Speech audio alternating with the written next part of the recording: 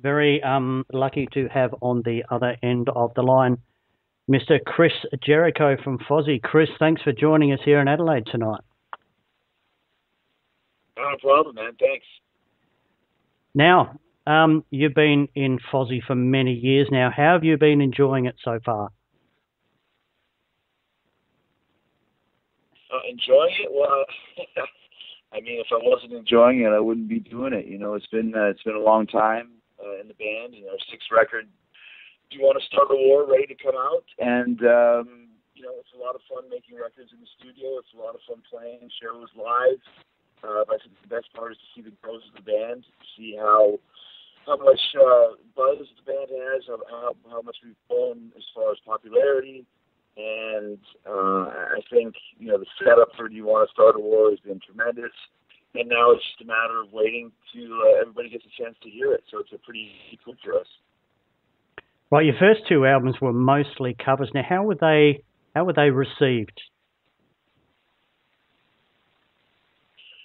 Well, it was like they did do it. It was a long time ago, though, man. It was like 12 years ago. So. Yeah. I think any band's first two records are kind of a growing process. You know, you're learning who you are as a band, and you know, even for us, for records 3 and 4, all that remains and Chasing the Grail, we're kind of just figuring out what your sound is and what you do best. And I think Sin and Bones is really the first Fozzy record where we really focused in on the real heavy, groovy riffs and the melodic choruses and a lot of harmonies in the vocals. You know. So I think Do You Want to Start a War is a natural progression from Sin and Bones, and you know, it's a very diverse record, but it's very much a Fozzy record, and it's I think, you know, our only rule for making Do You Want to Start a War is there is no rules. Not worry about what's kind of going on rock radio, or what other bands are doing, or what kind of a song is it. The only important kind of qualification is that it was a good song. And if it was a good song that kind of sounded like Fozzy, no matter what end of the spectrum that it was, we were going to put on the record. And that's one of the reasons why I think this record is the best one we've ever done, just from the diversity that's on it and the maturity in this record from the last few that we've done. Yeah, excellent. Now, by the time, just backtrack it just a bit. By the time your third album came around, you were selling like 100,000 copies. Now, you had a fair few guest musicians on that album. You've got a few contacts in the industry, haven't you? Well, I mean, you know, when I think musicians like playing with other musicians, you know, and you have a lot of friends that you meet, you know, over the years on the road, or just wherever, and a lot of those guys are kindred spirits. And, you know, for us, we always have a guest on the record.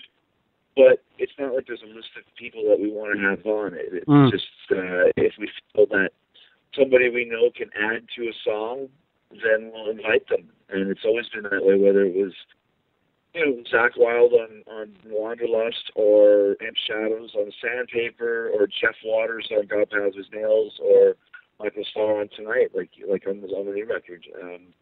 We were touring Australia with Steel Panther last year, and Michael asked us if he could sing in the next Fozzy record, and it was as simple as that. And we had a song called Tonight, which is a real kind of a heavy power poppy type of a tune that we thought he'd sound great on, and he laid down some tremendous background vocals, and then we gave him more to do in the bridge, and he nailed that too. So great singer for sure.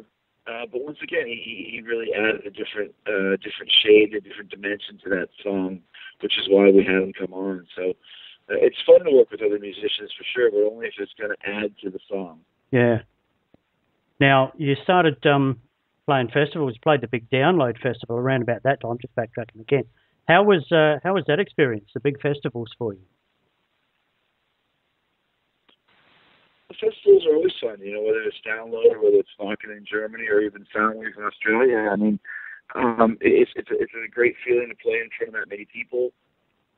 And even more so, I mean, you know, you're playing to a lot of people who know your band and who are fans of yours, but then you're also playing to a lot of people that have never heard the band before, or may have heard of Fozzy per se, but never got a chance to hear us. And, you know, whenever you do a giant festival like that, you really do walk away with new fans, and that's what it's all about. So I love it. Big crowds are a blast, whether they really know who you are at first or whether they don't. But at the end of the set, they definitely do. So it's a really cool experience for sure. Do you like touring? Listen, dude, I don't do anything I don't like. You know what I mean? It's like if I didn't like it, I wouldn't be doing it. So absolutely, it's part of the gig, man. When you do a record, you want to go out there and have people hear it. And sometimes it's hard to be away from home. But if my job is traveling the world singing rock and roll that I wrote in front of fans who love us, not really much to complain about. Gotcha there. Do you write songs while on tour? Yeah, I think you're always writing as a musician. I remember writing on the bus right after Sin and Bones came out a couple of years ago, and it's the same thing. For you guys, Do You Want to Start a War comes out next week, but for us, we've had it finished for 3 or 4 months now, and while we're doing nothing but promoting it, getting ready to go on tour, and you're still really enjoying and digging and loving the record. At this point, it's almost old hat. So what do musicians do? Like we said, you write new songs. So I think you're always writing, always coming up with ideas and compiling them, so that when the time comes to write new songs, you have a starting point for sure, and that can happen at any time. Yeah. Now you've mentioned the new album, Do You Want to Start a War? According to my literature, it comes out on July 25th.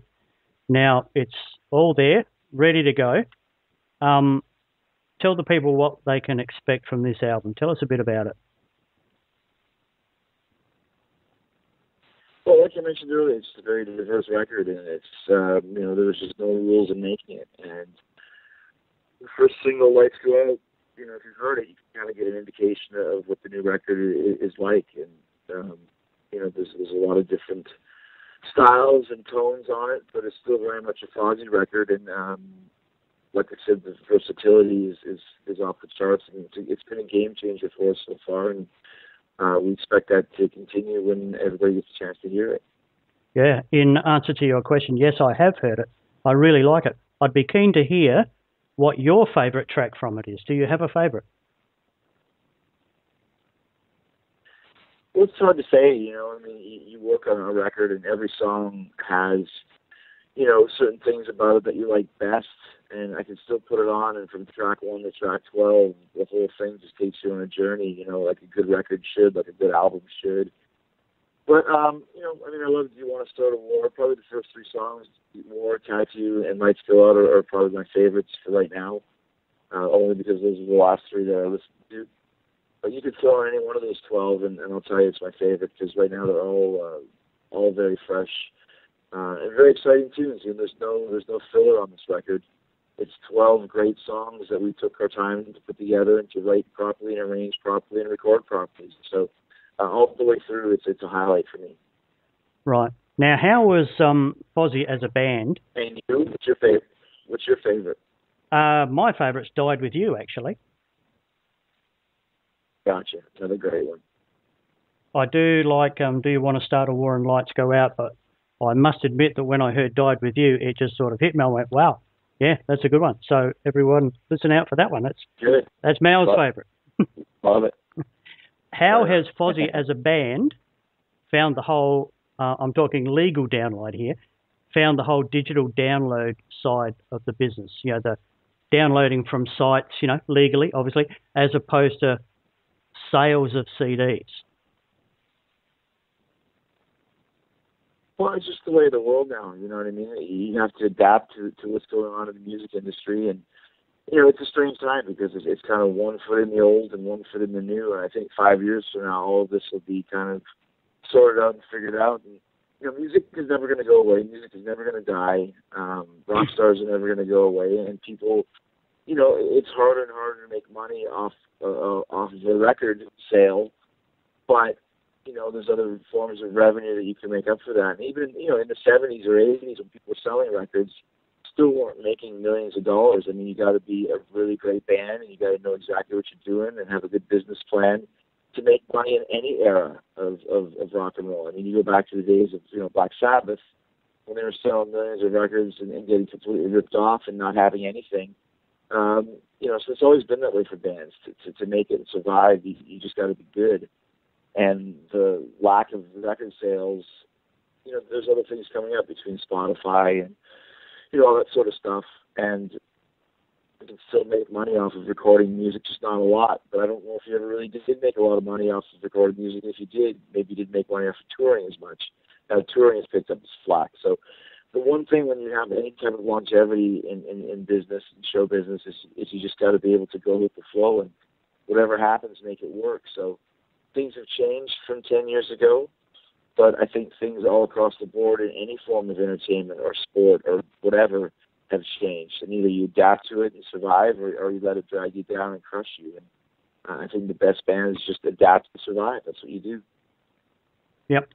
Right. Apart from the impending release of this new album, which we've been talking about, what is next on the agenda for Fozzy? There'd be a big tour, I would imagine. Right now it's all press, getting ready for the new record, getting ready to shoot a video next week in LA, and the release party, and the first show at the Whiskey A Go-Go in Hollywood. And then it's just kind of doing some spot radio shows until September when we hit the road in the U.S. with Theory of a Dead Man, and that's the first leg of the tour. And then we go on from there. So, yeah, there'll be a lot of tours. We did 17 countries in the last tour. I expect to do more this time, and I expect to come back to Australia. We were fortunate enough to be there touring twice in 2013.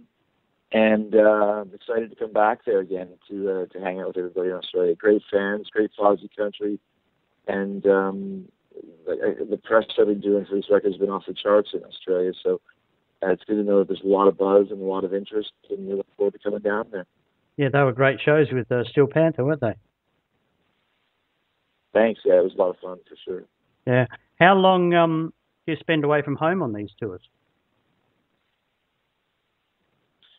That depends, you know. You just never know what the tour's going to be, so you kind of have to. You know, the thing is, when your job entails you being on the road, that's just what you do. And like I said earlier, I mean, it's not always the funnest of things, but it's your job, it's my job, it's our job, and we got to get the job done. So tours, you know, for however long the tour is how long you're out for. Excellent. So the album's coming out July 25th. You're going to be a busy man, and here in Australia, we'd like to wish you well. I appreciate it, man. I look forward to coming back soon. Thanks, man. Talk to you. Thank you.